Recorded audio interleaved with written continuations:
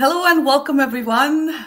Can't believe it's October. Happy October and happy Dashera to everyone who's celebrating. Thank you so much for joining us live today. And this is, believe it or not, season 4 of Conversations That Matter. We are your hosts, Meenakshi and Priya, joining us from 2 different parts of the world to talk about things that matter. So welcome to season 4 of Conversations That Matter. Priya and I started this 4 years ago, and we do a conversation series every year on topics that are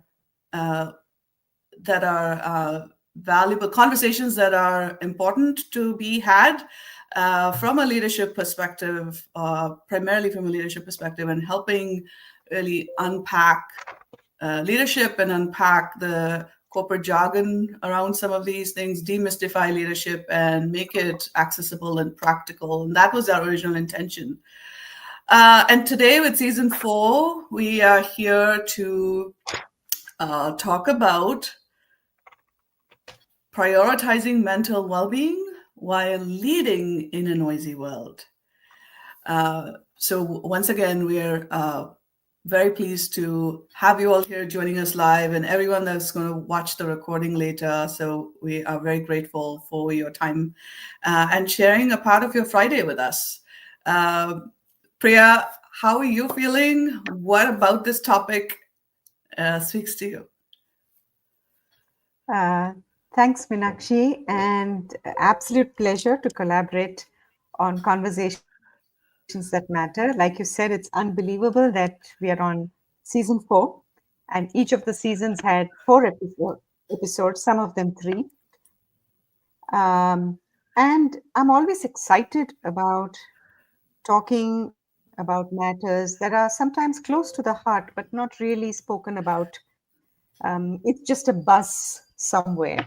Everybody knows it, but we don't talk about it. Consciously, unconsciously, it plays into our lives, but we don't see it. And that's why these conversations matter. Because the more we speak, I believe, more opportunities for it to become in everybody's mind, to come into everybody's mind, and perhaps possibilities for action as well. So I'm Absolutely. very, very excited, Meenakshi, Thank with you, you and Priya. having this conversation. Yeah, likewise. And I know when we started talking about prepping for this season, we realized that we live in a world that's over-indexed on speed, on breaking news, and the 24/7 news cycle. And the world of work is no different. Our work days are punctuated by pings and dings, and there's a lot of noise in the world that we operate, literally and figuratively. Yeah. So what is coming up is our ability to isolate signal from all of this noise and really focus on what truly matters. That is becoming an important, I would say, a vital life and a leadership skill. Leaders in today's times that are particularly in a world of work that's so tech driven and technology infused, the ability to lead oneself and others from chaos to clarity, and how might one do that when operating in this noisy world. So those are some things that we started talking about, Priya, and I know that this conversation series, it's 3 Fridays, 3 conversations, and today's episode 1, we want to start off talking about, okay, what is this noise? What makes for a noisy world? And how might we distinguish between noise and voice?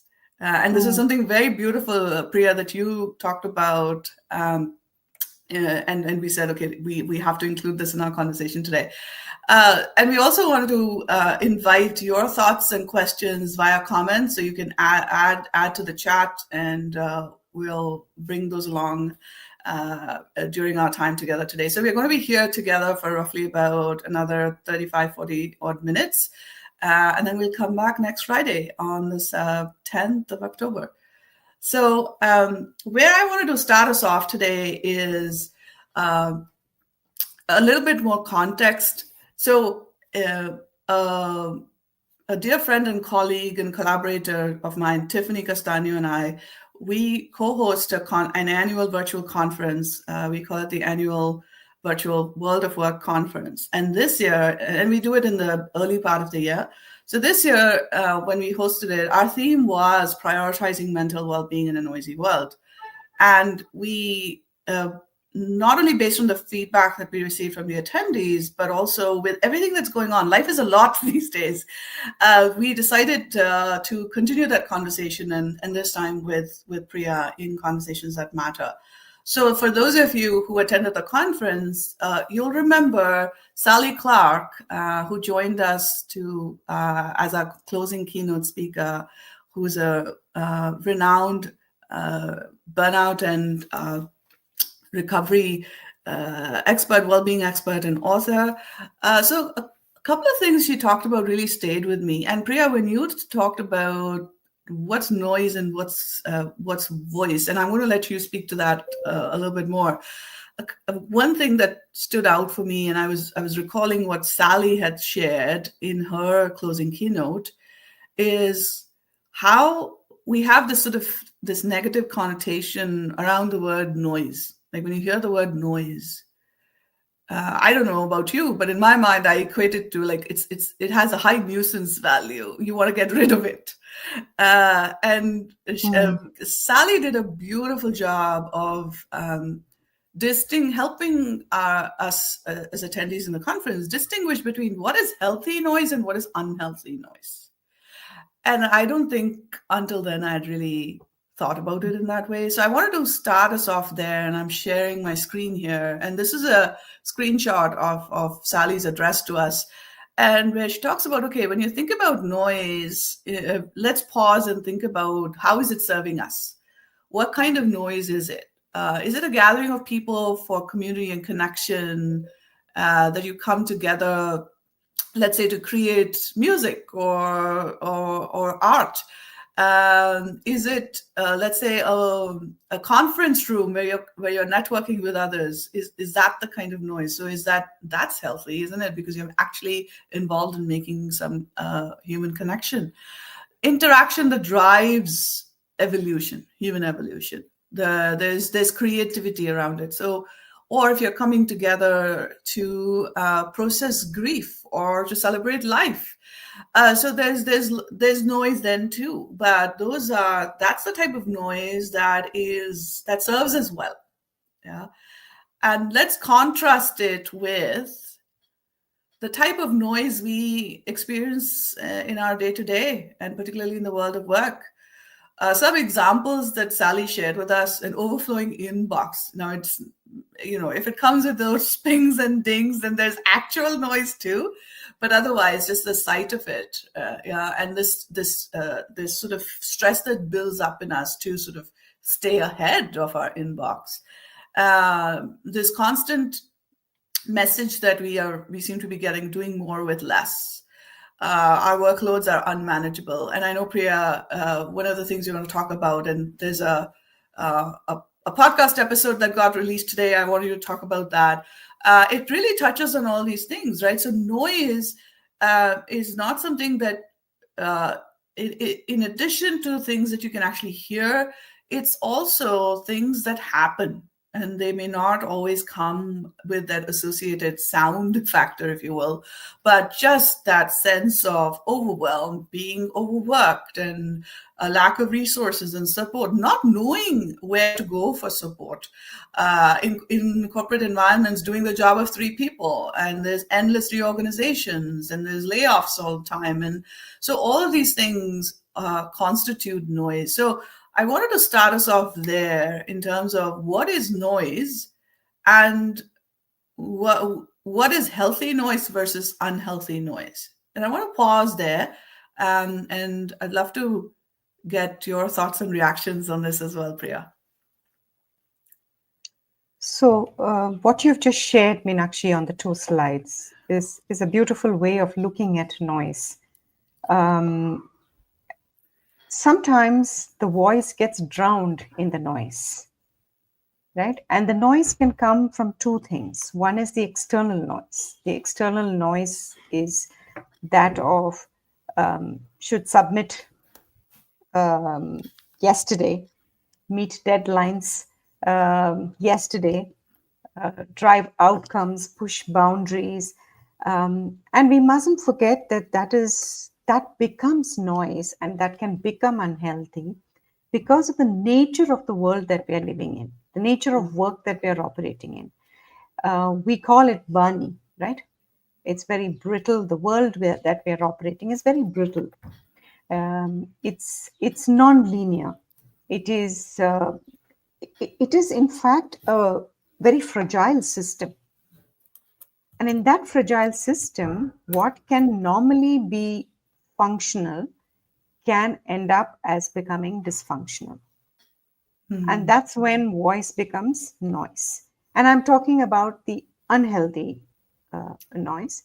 And this is from external demands on our time, on our focus, on our attention. So you're paying attention to three, four things at the same time. It is going to reduce the space in your mind, isn't it? It's going to clutter your mind. Yes. And then a small new mail that comes can suddenly create a breakdown. There is noise from within as well, which is when we can't disconnect from this external noise and we are stuck in our own minds with our own thoughts.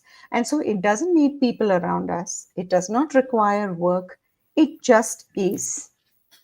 And we can come back home after a busy, good day with this noise in the head. And that could be just buzzing all the time, right? The need to instantly respond to your messages. Yes. It's a compulsive need. The number of posts on LinkedIn, the number of messages we need to respond to. And if that's not enough, entertainment comes in high volume. When I say high volume, not just the decibel, but also in terms of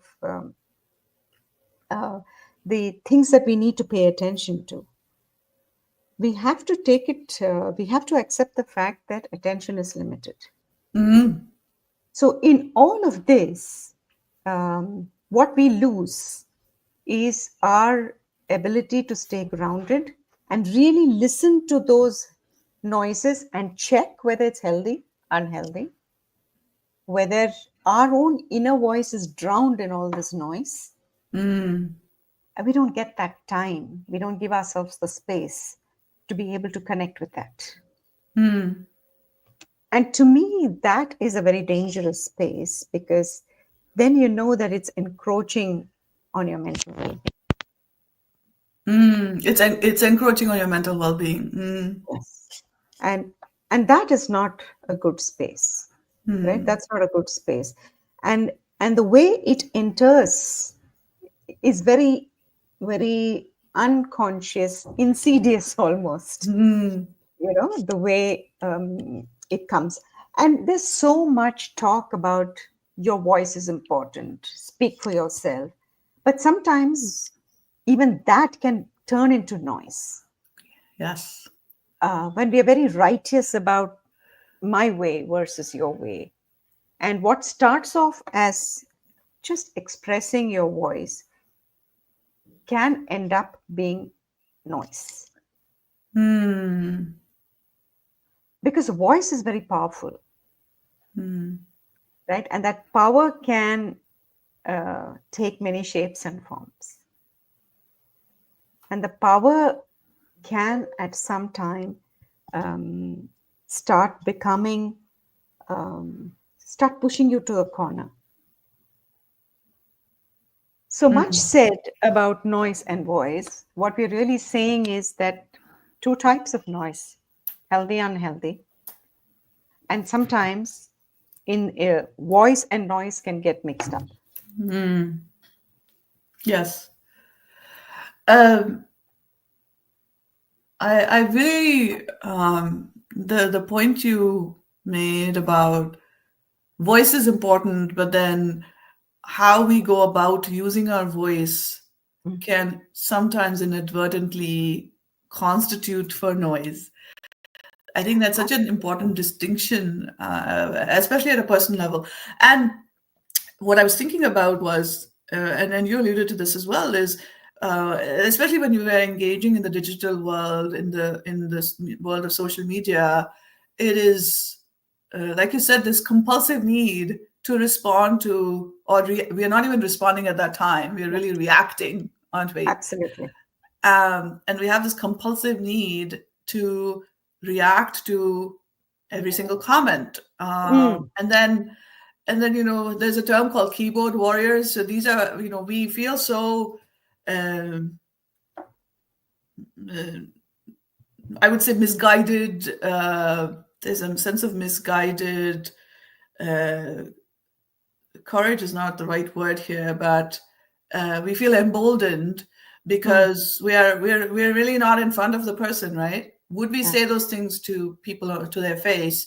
Mm. I think we're getting to a point where we might. Incivility in the world is on rise, and a lot of it goes back to our behaviors that are molded by social media, because there is so much of it's so much easier to say the most hurtful of things, type it out and leave it out there. Yeah. Mm. Mm. But if these conversations, and you're making me think about so many things at the moment. So, for example, you and I, we've yet to meet in person, and we've known Yes. each other for the last 5 years almost. Uh, and all of this is made possible. This collaboration is made possible by technology. Mm. The relationship that we've built is made possible by technology. In fact, one of our seasons we talked about being human in a digital world, and we talked about these things. But so it's not the tech that's at fault. It's about how we use it. Now we can use it to build others, and we can use it to destroy others. Now, what choice do we make? Mm. Are we making? Mm. And to me, that's also it goes back to, are we creating noise, unhealthy noise, adding to that, or are we amplifying somebody's voice in a meaningful way? And I think if we bring it back to us as leaders in our own spaces, how are we operating? Mm. Um, and that's what all of that brought up for me. So, Meenakshi, as you say it, what comes up for me, is that imagine there's a leadership meeting that's going on, right? The loudest voice is heard. Yes. Hmm? And here we are. I'm a leadership coach, and I work a lot around presence, executive presence, and standing in your own power and speak up. In that noise, some voices that really matter gets drowned, Mm, and and that is perpetuated by what are we encouraging, what are we tolerating in that room. yes. Yes. Yeah, the more we tolerate noise, then that seems like the best thing to do. And so it's very hard. Everything is louder, bigger, larger, faster. Yes. Yes. And to find your way through that and really find your voice, um, I think it's very important and probably quite difficult. Yes. Yes. Um, and to add to what you said, just like how there's social media in the world outside, within our organizations and within our places of work, we use technology that are very similar to social media. You have Slack, you have Yeah. chat, you have instant messaging, and it's the same thing. It's so much easier to say things that are less than desirable, or things that are probably, it's so much easier to put in a curt response when it's via chat, via an instant message. And the Mm. need, the compulsive need carries through there as well. Every single Slack Mm. message or every single direct message, we feel the need to respond to it right away without pausing to think about Mm. actually responding. We tend to react even there, and these behaviors sort of carry. They appear in both our personal spaces and in our professional spaces. That's That's right. something I'm noticing. We started off with email in the world of work, uh, and now we've moved on to instant messaging and sending audio notes and video notes and things like that. So uh, again, are we? I think the big question that's emerging that I think we can leave our listeners with is, what are you contributing towards Mm. noise? And are you creating in that? Are you contributing towards healthy noise or unhealthy noise? And when it comes to voice, how are you using your voice? Is that contributing to more Mm. unhealthy noise? And how are you supporting others in amplifying their voice when it indeed calls for it? Yeah. So I Mm. feel like those are the two sort of questions that we are able to leave our audience with today. Beautiful. Yeah. I love that point of reflection that you're inviting any listener to think through. What are we Yeah. contributing to? Um, uh, I think it also, and here's where the mental well-being gets linked into this, right? Yes. And this is with regard to this conversation I've had on a series of um, conversations.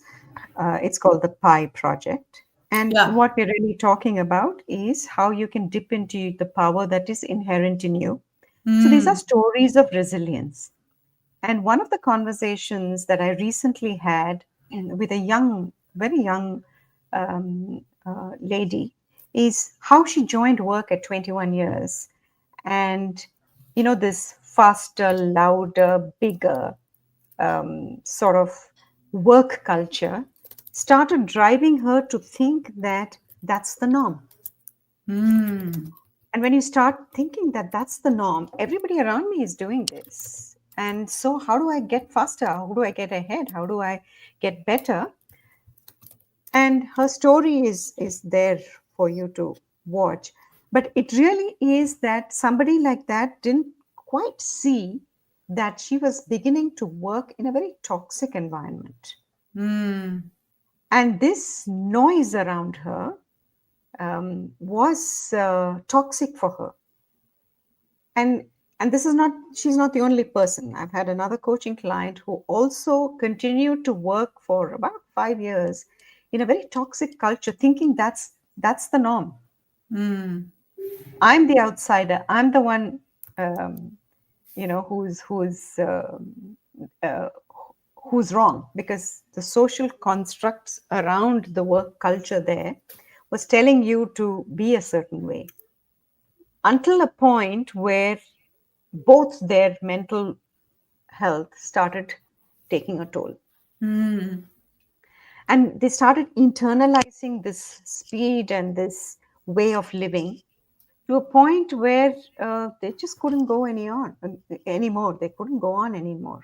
Mm. The good thing is they were able to, sit back and see it for themselves at one Mm. point, breaking point. But how many of us really are aware of where's the tipping point?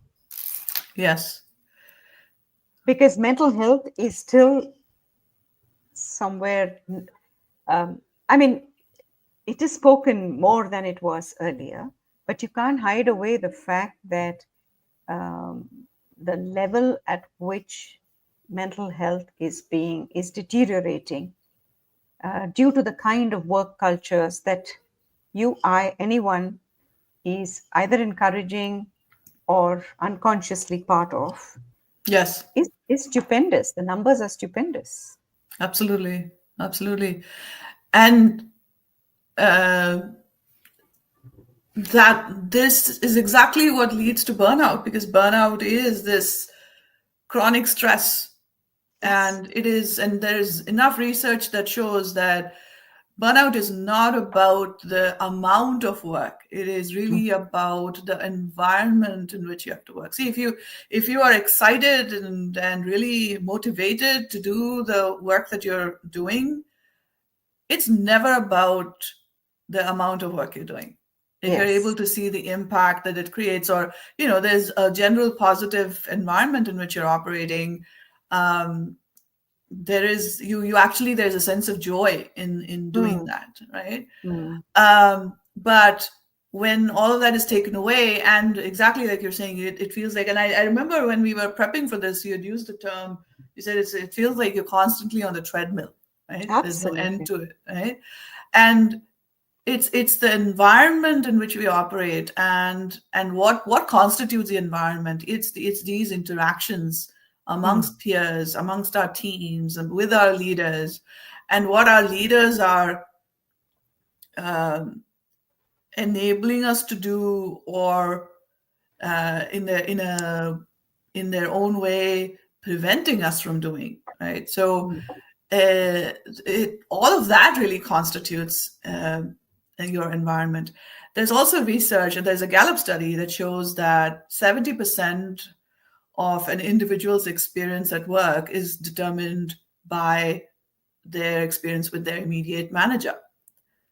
Yes. And this is true. And your immediate manager has more impact on your mental health Mm-hmm. than anyone else in your life, for a working professional. And so we have all these stats to show the importance of prioritizing mental well-being as leaders, and leaders at all levels. And this is the other thing that I want to highlight. I want to take a moment to highlight that most of the LinkedIn posts and conversations around leadership, at least in my experience, seems to be directed at the leaders. Mm. Um, Everybody's trying to tell leaders how to be, which I Mm. get. I mean, we don't have very many positive role models of leadership, in at least in the current global stage, be it politics or business. That aside, I think that we tend to outsource leadership to people Mm. in positional power. Mm. And when we do that, we are doing a couple of things. One, we are outsourcing leadership, because then we are making leadership somebody else's responsibility. That's right. And so I can do whatever I want, but I need my leader to do X, Y, and Z. Mm. And to me, when we abdicate our own individual responsibility, not only are we doing that, we are also giving up our sense of agency over the situation,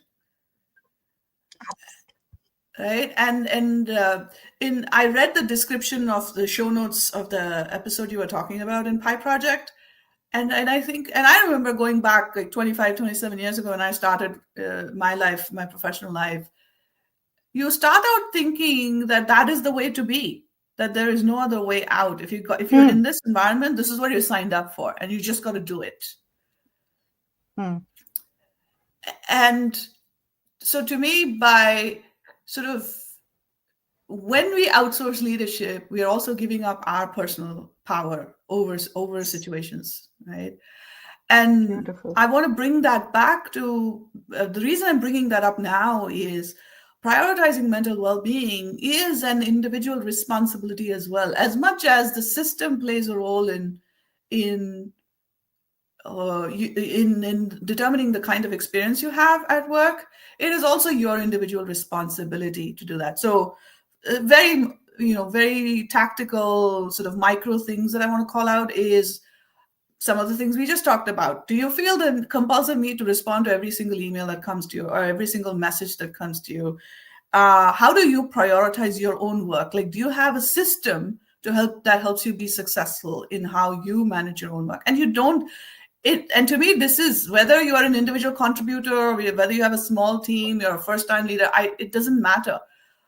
What I'm noticing is a sort of systematic disintegration of, or degradation, I should say, of basic work skills.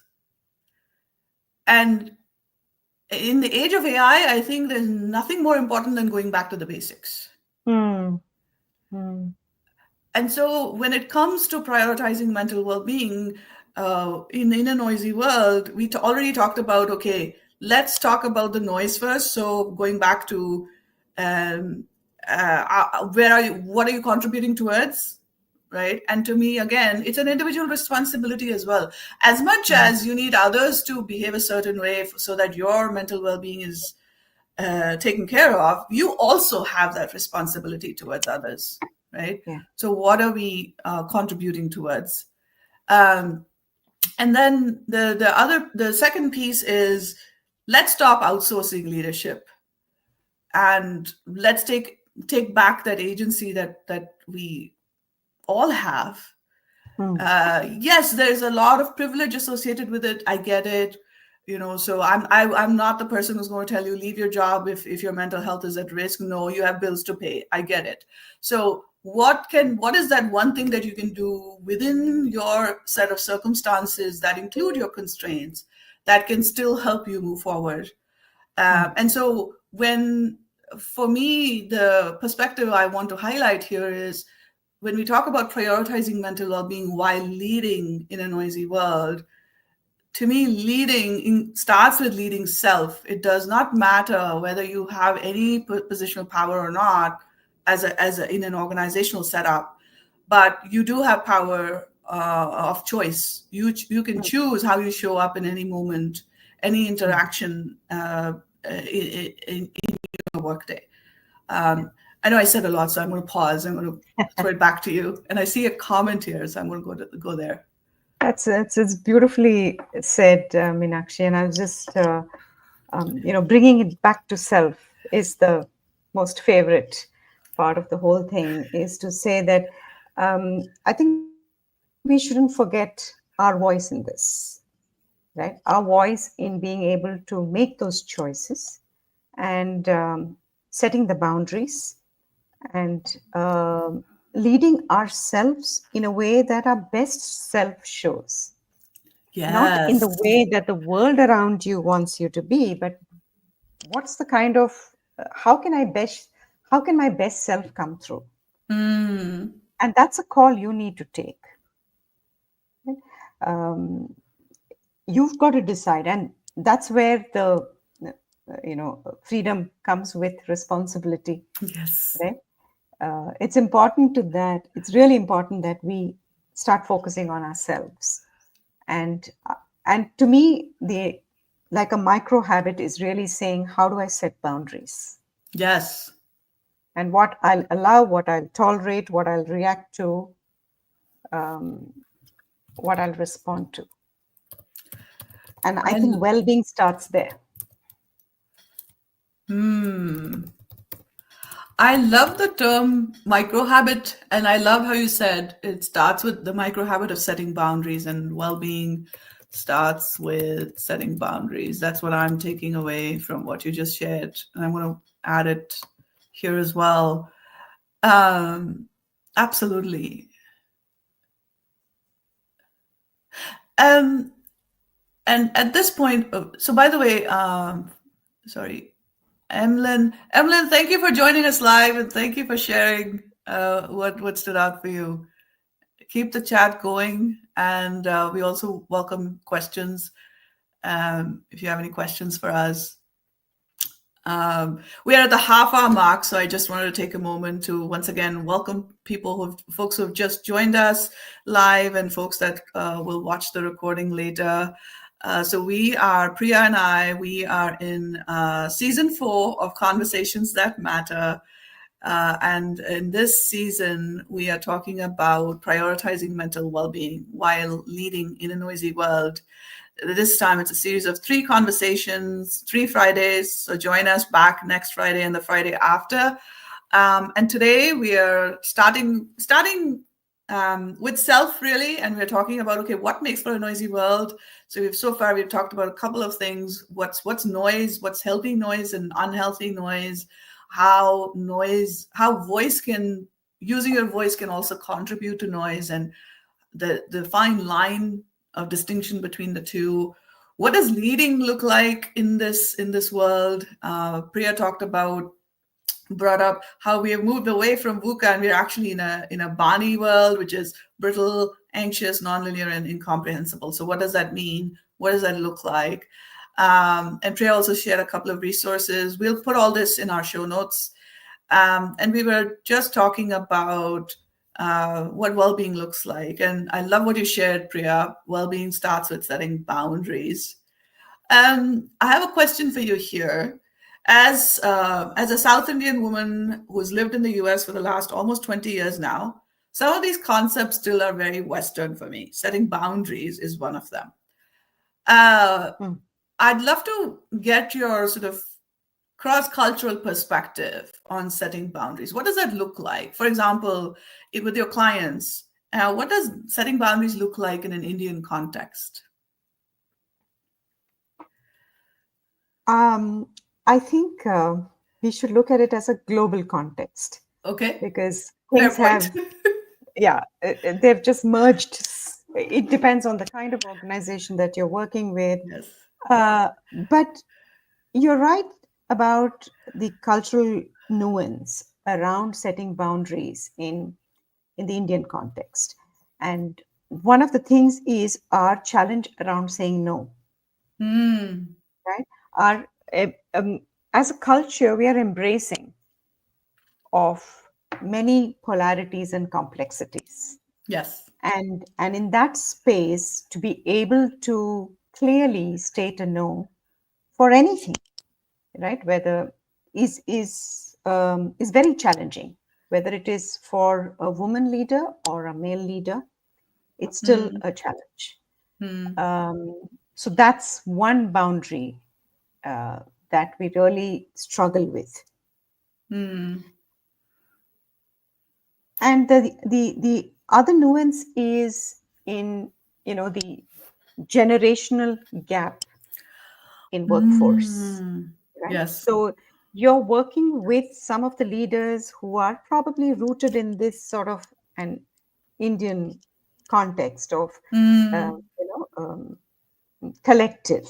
It's all Yes. about collective, and you have the next generation or the new generation, which is influenced largely by a global context, right? Yes. And so they're forming their own norms of how to work, how to function, and the workforce now is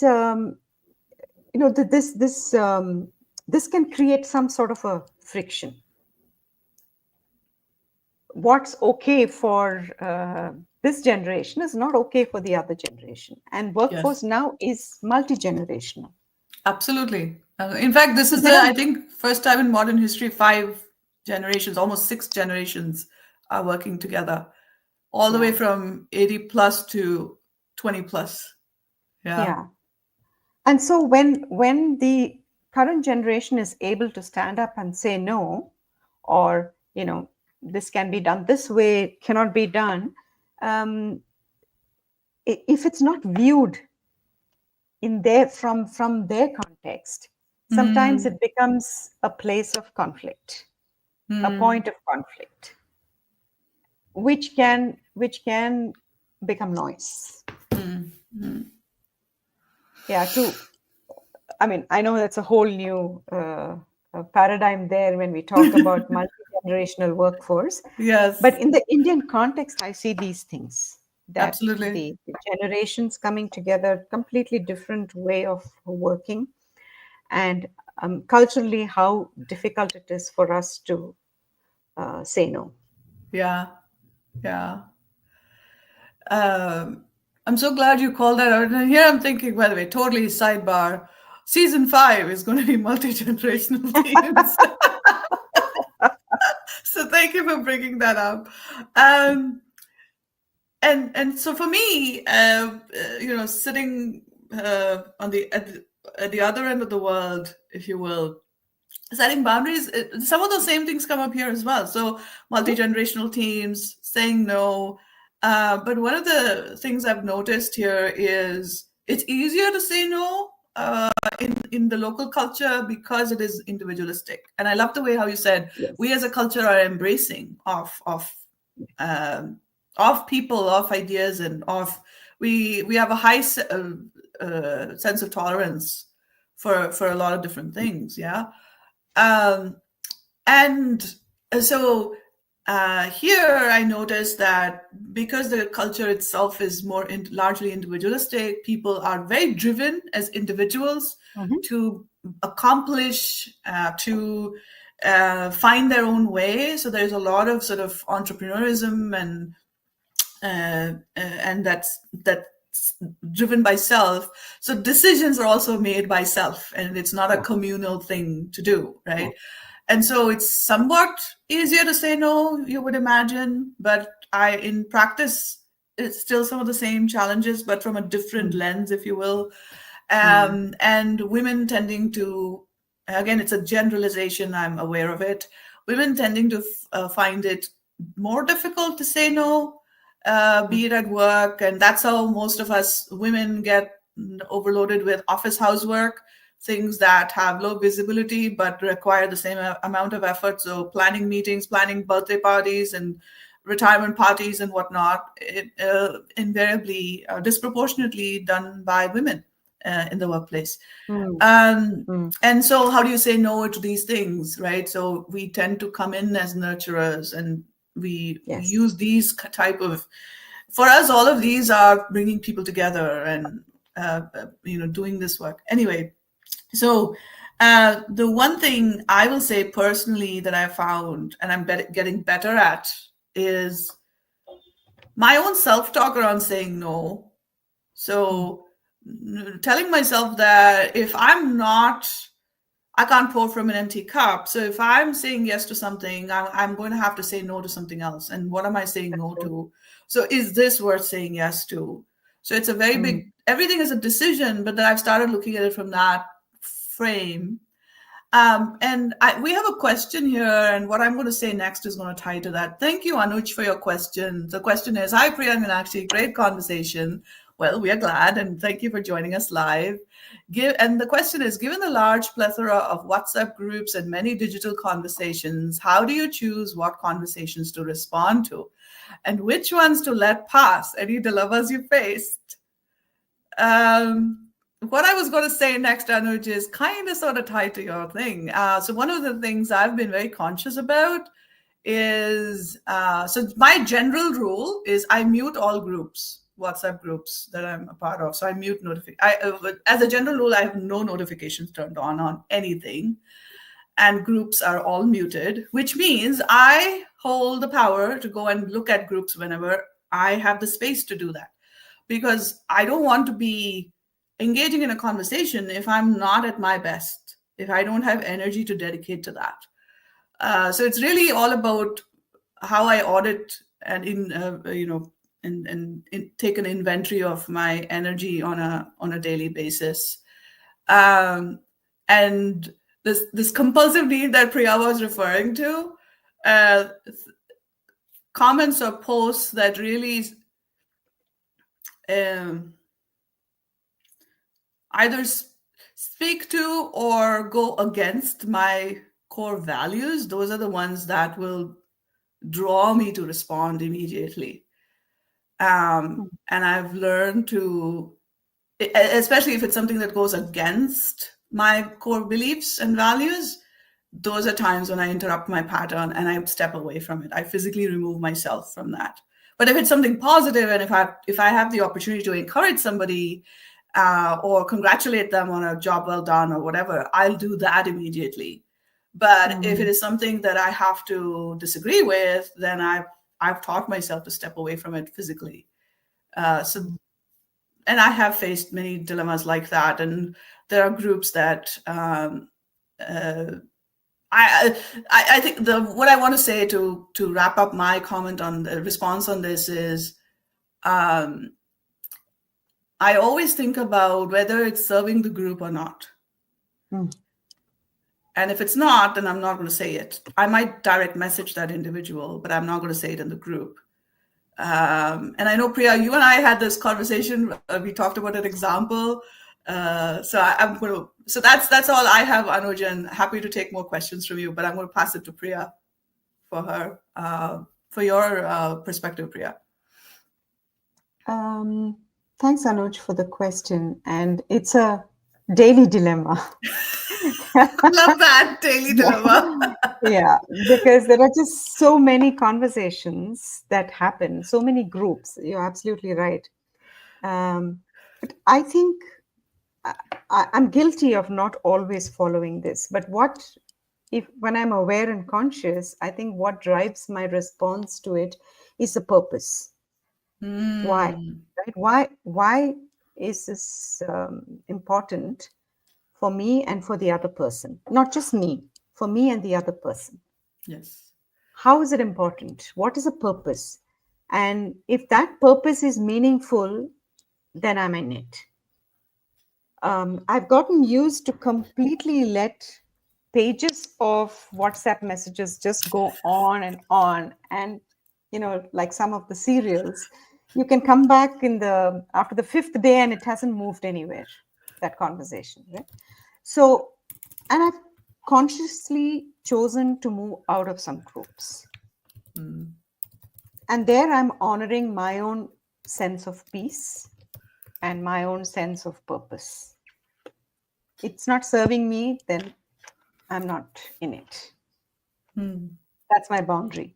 Like I said, I'm still work in progress.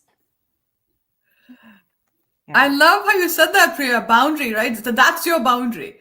So really, and it goes back to what you said earlier. Well-being starts with boundaries, setting boundaries. So what kind of boundaries are you setting for yourself? So setting Yeah. boundaries is so much more than saying yes or no to Yeah. asks of others. It's also saying yes or no to what you choose to engage with or Yeah. not, Yeah. isn't it? And it's also boundaries around space, Yes. right? How much of what you're saying, that's why I'm saying the purpose, is it going to serve me and the other? Yeah. Um, I think the anonymity shouldn't give us the right to just say anything and everything, yeah, and then just Yeah. disappear. So Yes. great question. Thanks, Anuj. Yeah. Yeah. And I want to wrap that up by saying not every stimulus requires a response, Absolutely. Absolutely. right? And I think that's a good rule of thumb, if you will. Uh, oh, I love the way you've summarized it, Anuj. Values, purpose, and peace. Absolutely. Thank you. Yeah, thank you. I remember reading somewhere it doesn't matter in 3 to 5 years, then don't bother. Hmm. Think about it and see if it's going to still matter in 3 to 5 years. Hmm. I really like that. And I've used that personally to get out of these daily dilemmas that Priya was referring to. Uh, all right. So we are coming up to end of time here. Um, thank you everyone for joining us live and come back next Saturday. Sorry, next Friday, October 10th, same time, 5:30 p.m. India time and 8 a.m. New York time. Priya, what parting thoughts do you have to wrap us up? Um, I think it's, like all our episodes, it's a conversation that flows. And I think it's important to allow it to flow where it takes us, right? So I think today for me, the purpose really was to unpack what it means to be in a noisy world, what it means to lead in a noisy world, and its impact on our mental well being. And Hmm. mental well being is priority. So I'm taking away uh, what I'm taking away from this conversation is that you can't rule yourself out of this and just say it's happening to me. I think Mm. that agency that we have to exercise choice, setting boundaries, I think we have a big part to play. And that's what I'm taking away from this conversation, Meenakshi. What about you? For me, I think well-being starts with setting boundaries. That's something you said, and the how are we the point you had made about how voice can sometimes actually end up becoming noise, Hmm. and being mindful of that. Those are two takeaways. I also enjoyed the questions that we had in the comments from our viewers who watched us live. So yeah, I'm really I'm feeling inspired. I'm feeling a little bit more hopeful than I've been in the past few days about managing noise really, and still Mm. being able to be a functioning citizen in this Mm. world. So this has been very helpful, and I do want to share that next episode, next Friday, what we're going to extend this. So we started with self, we started with unpacking what's noise, what's voice, and how all these things come together and how they are tied to mental well-being.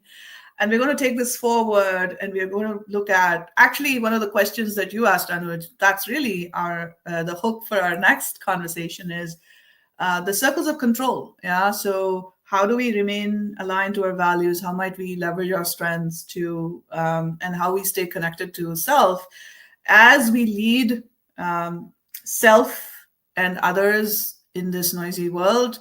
And how do we sort of prioritize mental well-being in those leadership contexts? So we're going to continue the conversation on that. I see another comment. So let's see before we step away. Oh, hi, Vinod. Good evening. We are just about wrapping up, Vinod. So I hope you're able to watch the replay. It's available on my LinkedIn channel and also YouTube, and it'll also be available on Priya or Enda's YouTube. So you can catch us back on LinkedIn. And do join us next Friday, same time, same place. So we'll see you all back here then. Until then, take care and be well. Have a wonderful weekend. And we challenge you to spend 1 hour device free. See what happens. Spend 1 hour device free, connect with actual humans with no devices for an hour this weekend, and come back next Friday and tell us all about it. Yeah. Yes. All right. Take care, everyone. Be well. Bye for now. Bye for now. Thank you for joining, and thank you, Meenakshi. Of Look course. forward to seeing you next week. Yes. Take Absolutely. care. Bye bye. Bye.